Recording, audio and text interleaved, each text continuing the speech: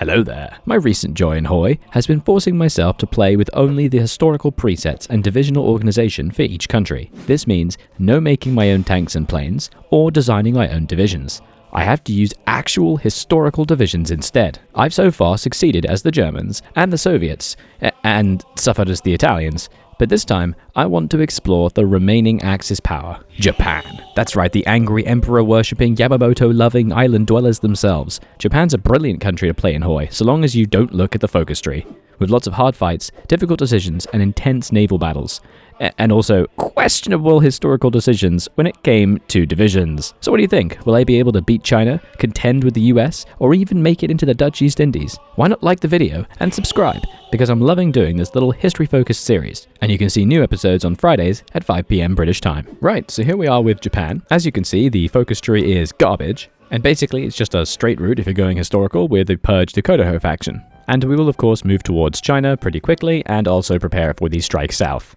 That's right, I'm going to repeat the same mistakes Japan did. We will be doing a little bit of a civ build, but moving to mostly mills by 37 to prepare for China. And speaking of, we might as well talk about the starting division templates. Here we have the Hohai Shidan, which literally just means infantry division. And weirdly, this is actually quite close to what they were historically. Infantry divisions in Japan before 38 were called square divisions, which means they had 4 slightly smaller infantry regiments rather than the more typical 3. And it's also lacking all of its artillery. But we'll come back a little bit later when we have some XP to actually change this division up and make it super historical. And just you wait until we have to figure out what we do with the Marine division, because that's going to be complicated. We also have to look at our starting planes, and we have so many of them because of all the different carrier types. The fighter we start with, the Kai-10, is pretty crappy, and it's also on the interwar airframe for some reason. But if we move to the actual airframe and build the preset as we are supposed to for the challenge, it's a really good upgrade. 4 guns, engines too, I like it.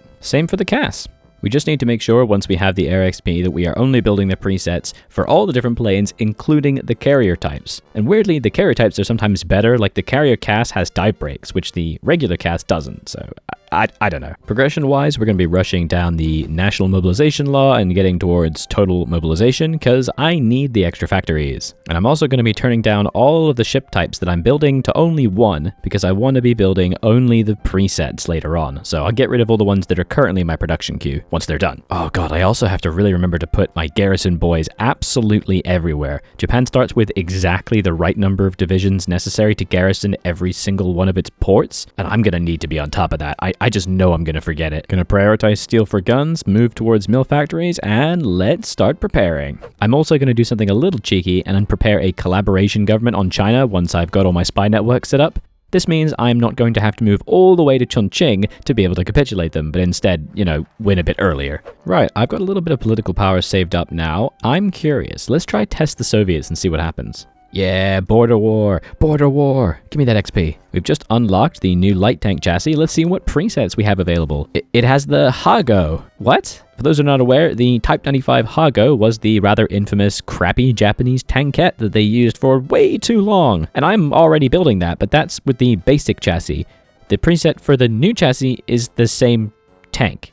It's like a little better. It has a better turret and a better engine, I guess, but okay, that's weird. Also, since we're talking about it, I've had a lot of comments telling me that I should just use the historical designs given it through focuses and at game start, rather than just being locked into the presets. Mostly because Paradox sometimes forgets to put the preset into the new chassis if they think you get it from a focus anyway. So I would really love to hear your feedback if you could put that down below in the comments, whether or not I should only use the presets that are given, or if I should be allowed to use the historical ones from focuses and at game start. Please do let me know down below. I'll listen to the majority and just do what they say in future videos. Ah, this is weird. Looking at the border war, I'm very confused. I have no divisions in it. My guys are just sort of sitting there. I don't remember this. Oh, okay. Japanese defeat at Lake Kasin. I guess I lose because my guys just didn't turn up. All right, whatever. It's 1937. Let's move towards Marco Polo Bridge incident, and that means it's time to change up our divisions. I have found remarkably little information about Japanese structure before 1940, but I have found, thanks to a bit in Wikipedia, that infantry divisions were changed to triangular divisions in 1938. But at the very least, I do know that it did have some artillery, so I'm going to put that in there now. and we'll change it up again in 1938. Right, here is the conflict. We've got some forces on the China border. We've got naval landing boys ready. But of course, before we do that, we have to talk about the Riko Sentai, the Marines. The problem here is the way HOI looks at division organization. There was no Marine divisions for Japan. They just didn't have them. They had various ad hoc organizational groups that were called Special Naval Landing Forces, but they were no bigger than a battalion. They were just rifle companies, support anti-tank, and that's about it. But obviously that doesn't really work in Hearts of Iron. You can't just have a battalion-sized unit. So I'm going to have to fudge it a bit and extrapolate from the battalion organization up to the divisional level, which means just basically having 9 Marine battalions with support engineers and anti-tank, weirdly enough, and I also have no anti-tank build, I forgot, so that's going to be fun. Also, I finally have some spare dockyards, so let's see what kind of interesting presets Paradox included for the new ship techs. They are actually pretty good. There's 3 destroyers, one's a bit more anti-sub, one's a bit more escort fleety, and another one's a bit more anti-air. I like this. I think it's just time to start the invasion. I have no idea if the planes in carriers will actually help out with naval evasion support, because they don't seem to be doing anything, but I'm not sure. Let's find out. On that note, it's time to talk about this video's sponsor, me. Or perhaps I should say, you. The feedback from this historical series has been phenomenal, and I really appreciate all the positive comments and likes. If you do want to show support for the channel and can afford it, I have recently enabled channel memberships, and also have a Patreon for those who want to avoid giving money to Papa Google. The rewards at the moment are focused around names on end screens and name lists for in-game divisions and the like, but I'm going to be moving towards multiplayer games for members soon as well. Alright, that's enough. Back to Japan. Oh yeah, look at that Shandong invasion, it's going so well. Yeah, I'm just pouring troops in, trying to rush that river there and cut off the northern forces. I think I put too many troops on the northern border, and I think everyone really just needs to come into here. We have now ground to a halt just outside of Qingdao, very historical, but we can click the Escalate the War in China button and get more bonuses, and that should probably help once I get more troops. Oh, I have not fought in China in absolutely ages. This is really difficult. The supply is not great. I have to manually connect the different hubs, and China's fighting pretty hard. But as I get more of the Escalate War in China bonuses, I'm going to start getting really strong. I think it's time we move forces from the north down to the south as well, because we need them here, and ooh, the Yellow River blown. How could you do this, China, to your own people? You might be wondering, by the way, why I'm using tank divisions according to the little logo. Well, I'm not. The divisions have tanks in them, but they're actually infantry divisions. And that's because Japan didn't raise tank divisions until 1942. This division will be changed in just a little while to make it more historical, and we'll talk more about that a little bit later. But I just wanted to say, no, I'm not cheating in using tank divisions. This is what Japan actually did. Oh god, I forgot about the Panay incident. Oh no. Gonna just do the historical option and beg and plead and say, please, Papa Roosevelt, don't hit me. Oh my god, Manchukuo hasn't been in the fight this whole time. I'm so stupid. This whole China war thing is genuinely very hard. I need to shrink my lines and have reserve troops hold the river. There's just not enough supply, and there's just too many Chinese soldiers on the border. Okay, the whole fight in China has developed necessarily to our advantage, and it is now January 1st, 1938, which means we can finally fix our division templates. This means we can change our current infantry from this to this. That's right, not that different, we've just made them 3 regiments. However, even this isn't properly historical because the listed strength of the infantry division, Type B Standard, is supposed to be 20,000 men, which is absolutely massive. However, I can't actually add the extra infantry battalions necessary because I need to unlock that slot in the doctrines, so for now we're just going to have this. Oh, and also there's definitely a field hospital support company. There's also the issue of the amount of artillery necessary. I found a specific field guide which says exactly how many field pieces there were, and there were 36, which is exactly what's in one artillery battalion in HOI, but there were also something like 30 regimental pieces, so I'm going to say that counts as support artillery. We also have the Strengthened Division Type A, which I'm going to basically say is going to be our tank division for the majority of this game, and that's because alongside being absolutely bloody massive, it has tanks in it. The listed strength was to have 48 mediums and 20 light tanks per division, and I'm going to say that is basically one medium tank battalion, with the addition of light armored recon. That gets me pretty close to the actual listed tank numbers in the division. Also, this division has heavier howitzer, meaning more artillery, so I'm going to give it 1 more artillery battalion. And that is the Strengthened infantry division. And what I'm going to do is I'm going to turn the tank division-y guys that I have into these, and these will be our offensive templates. Oh, and also because we can't possibly be making medium tanks yet, because we haven't even researched it yet, this will just be a light tank for now, and it will change to a medium tank just as soon as we have enough. We've once again hit a stalemate, so I'm going to try and naval invade once more from the south, just to try and confuse the China AI and speed this whole thing along. Also, taking a closer look at the focus tree, it's just so garbage. Almost all of the focus tree is just one research boost for like armor or something. It still takes 70 days. This is a huge waste of my time. I'm just going to focus on the conflict in China and keep building up railways anywhere I can. There thankfully are quite a lot of supply hubs further inland, so I'm just going to keep working towards them. Also, I'm going to do a slight cheat here. One of the focuses gives me the Yamamoto super heavy ship design already partly constructed. And although that's not a preset, I'm going to allow it because it is super historical. And come on, it's the Yamamoto. Let me know in the comments if that's disgusting. I don't really feel so bad though, because there are no presets for the 1936 heavy ship hull, so I'm just not allowed to build anymore.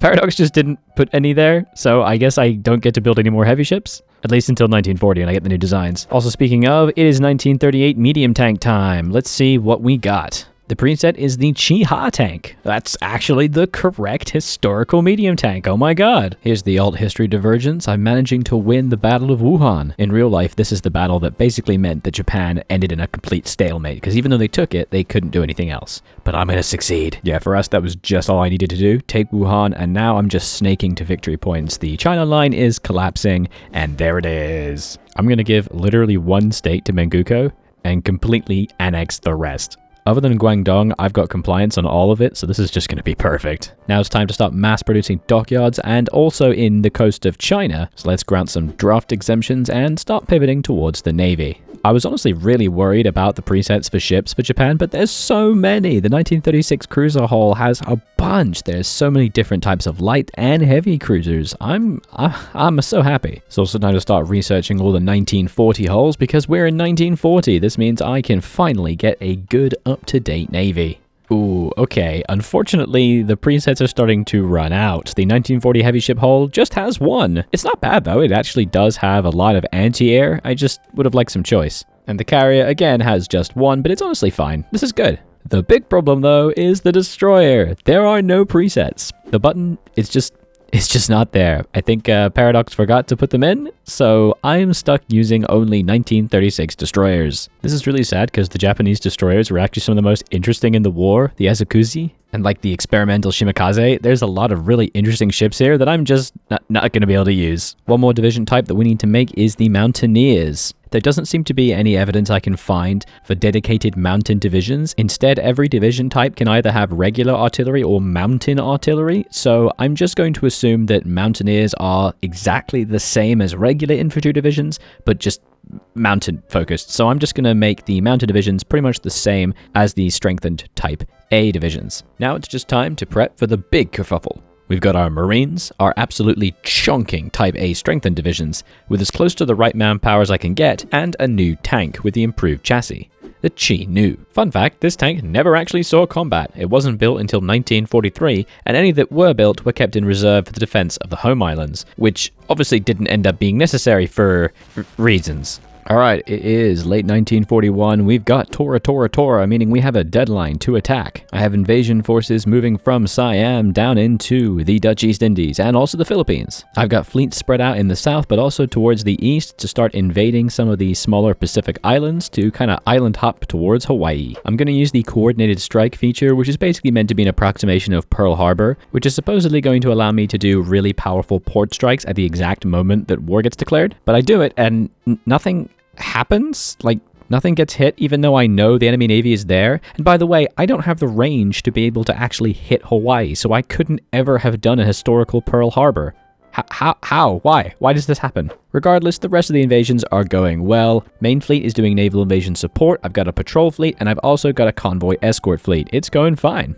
And it looks like the island of Borneo is pretty much empty, so I guess I'm just going to sort of swamp across it. I've got a bunch of strengthened Type A divisions ready to move in as well, and I have 2 whole damn armies on the Burma border. 1 regular guys to hold, and 1 strengthened to push. My hope is that I can just sort of push straight through into Burma and instantly take it. Alright, island hopping's going really well. I'm catching the US off guard. I've taken like Wake Island and all these little random Pacific places. I'm now going to start trying to move into Hawaii. Also, I've been pushing south through to Malaya. There was very few troops here. My boys are very strong with the addition of the little bit of a tank. I guess they're kind of space marines, which is weird. Frustratingly, I don't get Malaya. It went to Siam, which really annoys me because there's tons of resources and factories there. This is also the point where I realize that I have not actually built a naval bomber. I think I might need to do that. Let's do it, G4M. All right, remarkably, this is going pretty well. I've taken all of Borneo. I've pretty much got the entirety of the Dutch East Indies. I've got the Siam bit. We're pushing into Burma. And the Hawaii invasion, it's going okay. I did a secondary invasion on one of the other islands. That one worked, but the main one didn't, so they're just sort of trapped there. Okay, it's to do with the order system. I have to, like, move the orders around. There we go. They're actually providing support now, so the Marines can land. Yes, there it is. We have indeed landed in Hawaii. Now I'm going to turn my main fleet, which was previously on naval invasion support, to strike force and see if I can catch the remaining US Navy. Also, I'm already basically done with the focus tree, so I'm just going to move to dockyard output, the recurring focus. There's just nothing to do. I am really stuck in India though. I thought Burma would be a lot faster, but the terrain is just awful. Let's try a sneaky little invasion into Calcutta and see if we can open up a second front. Oh god, the Allies are right by Siam. They just sunk my escort fleet. No! Oh, and they're also invading the Caroline Islands one by one. It's also 1942, which means we can finally make our proper armor divisions, but first I have to make an SPG, so let me just make that now. From the preset, it is the HORO. It's very boring. These are not good presets. Doesn't matter though, it's the Battle of Honolulu, my main fleet versus the US main fleet. We have equal numbers of carriers. Oh, this is good. Yes, we win. Probably from better operational efficiency because the battle was happening by our port, but we sunk so many destroyers. No capital ships, but hey, no more screens for you. And we've also successfully landed and snaked into India, so I'm going to start just funneling troops in there and seeing if we can maybe capitulate them. I have done a collab government to make it a bit easier as well. I think maybe our next path should be to collapse on the Soviets after we destroy India. Like, why not help out Germany, whom are not doing great? Oh, that's weird. We signed a non-aggression pact with the Soviets, but it's gone. They must have deleted it without me realizing? Alright, means I can attack them whenever I want. Oh, Tora is over. That means I have officially been fighting for 6 months. I've invaded India, I've taken all of the Dutch East Indies, I've taken pretty much all of the Pacific Islands. Except for this one by Kamchatka, I just forgot about it. But I'm going to celebrate by making the proper armored division. As I mentioned earlier, Japan only ever made 4 tank divisions, and this one, the Japanese 2nd Tank Division, I think was raised the earliest. So I'm basing it off of this, and this is all I've been able to find, just its base components. And I think this is pretty accurate to what it needs to be. I also think this might be a mistake saying that they're armored regiments. I think they're meant to be armored battalions because the size would have been smaller. I'm going to estimate that it's about 4 motorized infantry. I know this is mechanized, but I haven't built any, so I need to use motorized instead. And finally, a self-propelled gun regiment, as well as some anti-tank companies and other things. This is what it looks like. It's just fine. It's fine. I'm going to make them and try to get a couple out. I'm not going to make too many, though, because again, Japan only ever had 4. I don't think they're going to make a huge difference for us. Also, I still haven't invaded the Philippines. Every single invasion completely failed, so let's just do that now. It looks like the American fleet is trying to come and help, but we caught them at the Battle of Iwo Jima, so we sunk a lot more screens, and finally a few capitals. Oh my god, screw that. The Battle of Malé is way more interesting. This looks like the British main fleet has come over to try to help India. They're done. We just sunk a bunch of capitals and screens for almost no losses. We win the naval war. I think it's time to just focus on demolishing India. If I push really aggressively, they should cap within a couple months. And also, if I take this one port in the east, I can encircle the entirety of the British and Indian army that was sent here to Burma. Okay, I can see why I'm winning the naval war so much. Look how many different ships I'm building. I've just got so many dockyards.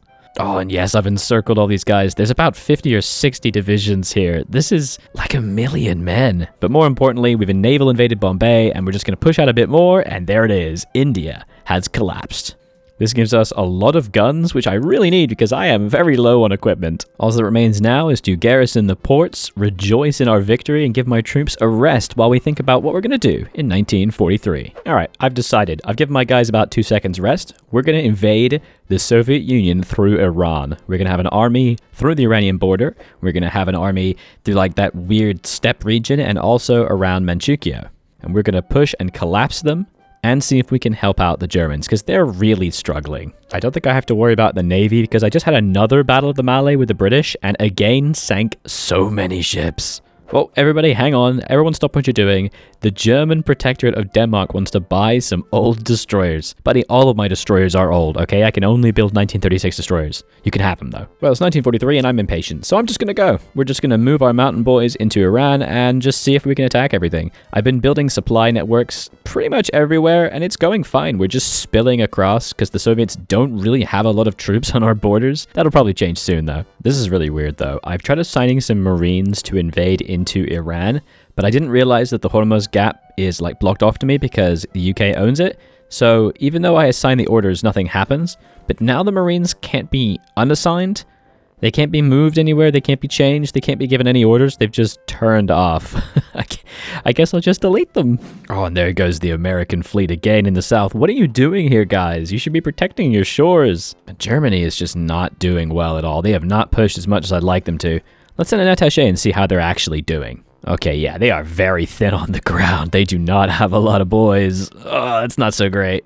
Oh, and I am so annoyed, by the way. There's a ton of resources in India. I thought I was on harsh quotas for those states. I just wasn't. I was on the factory one, and they're not giving me any factories, so I just wasn't getting the resources. I have been starved for steel for ages, but now it's fine. I've honestly just been battle planning and not really paying attention to the pushes because there's so low supply, but this has finally helped the Germans. They are actually winning. They've taken Moscow. Also, Italy's been busy. They have naval invaded and capitulated Ireland. What are you doing, Italy? Help out against the Soviets. This is not the time. Leningrad has also fallen. As well as that, I have taken Iran, and the Soviet Union are so close to capitulating. D-Day has hit in Bordeaux, though, so Germany really needs to pick up the pace. I'm doing the best I can, but it's all mountains and snow in the east, so I really cannot make much progress. Like, look at this. I'm just vaguely pushing in general. I do have my tanks up there as well. They are doing their very best, but it's hard going. Look, I've actually been encircled and cut off. This is really challenging,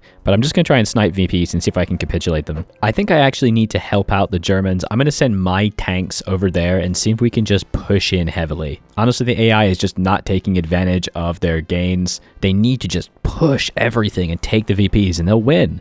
All right, my boys have spilled in, and I'm trying to take some supply hubs. We've taken Gorky, and I got to move towards Kazan. There's just so many tiny VPs.